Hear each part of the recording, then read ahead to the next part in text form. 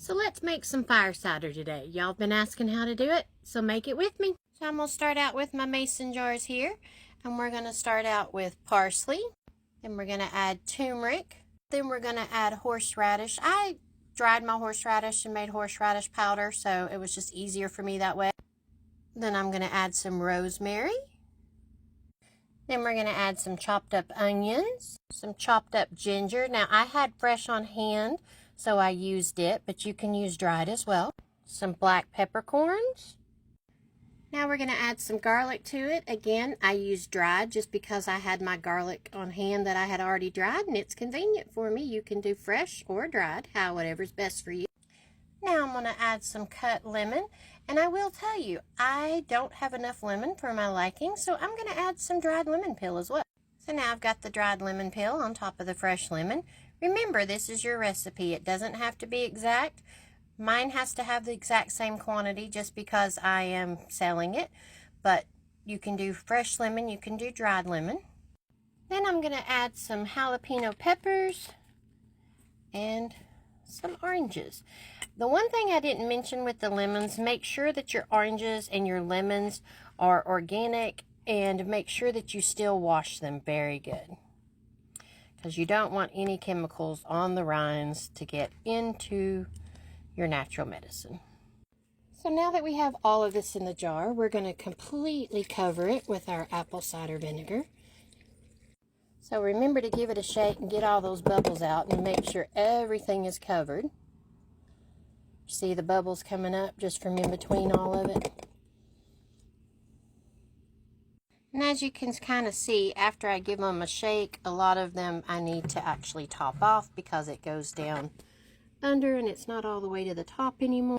So now I've got them all topped off, and I make quite a bit of them because I actually do 6 to 8 gallons at a time, but these are really pretty.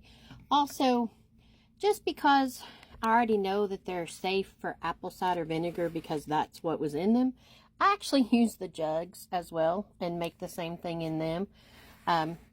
Remember, always label and date so that you know when it's in there. And then eventually, I usually let mine set for about 6 months.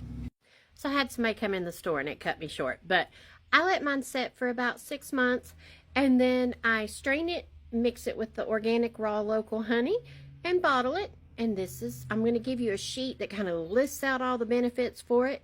If you'll wait just. So as you can see, it talks about the nutrition. It's a natural probiotic. It supports digestive health. It goes without saying, fire cider can be highly beneficial overall with just the apple cider vinegar content. It helps to manage diabetes. It helps with heart disease. And it is really good for the immune system. This is what it looks like. Now here's the thing. Know what you're putting in your body. Do your research. Know what's good for you. Taking the apple cider vinegar does take a little bit of getting used to. A lot of people that have stomach issues, it's a little rough on them. Some people that have acid reflux, they have trouble taking it. I usually tell them to start slow, work your way up to the tablespoon a day. Also, someone who has an autoimmune disease, fibromyalgia, lupus, MS, you will find that you can take the fire cider where you can't take things like elderberry syrup because you end up in a flare with that kind of immune boost.